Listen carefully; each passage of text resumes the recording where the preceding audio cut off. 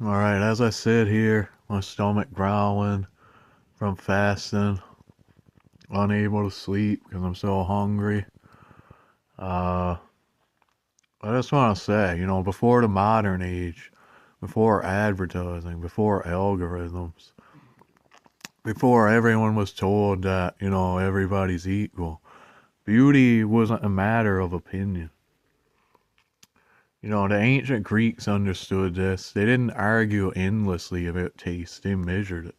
The body, the face, the temple, the statue, all were governed by proportion, symmetry, and balance.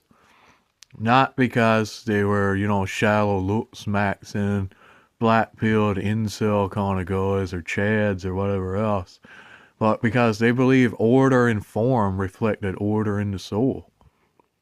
A straight spine meant readiness, broad shoulders meant strength, clear eyes meant health. Harmony and structure meant harmony and being.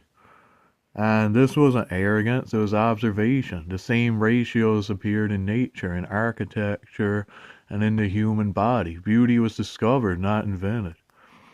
Art before the modern rupture, it wasn't self expression alone, it was discipline.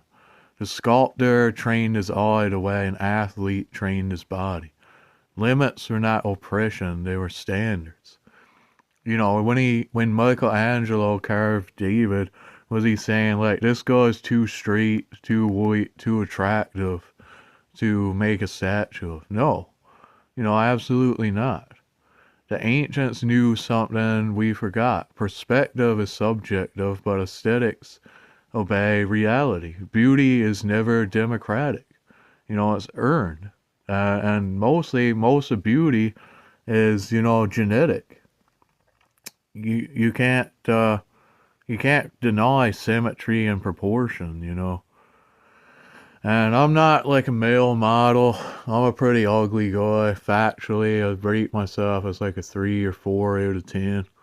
Probably like a 2 on some days. But, and I'm not an artist. I don't make any artwork, any that's worth noting, anyway.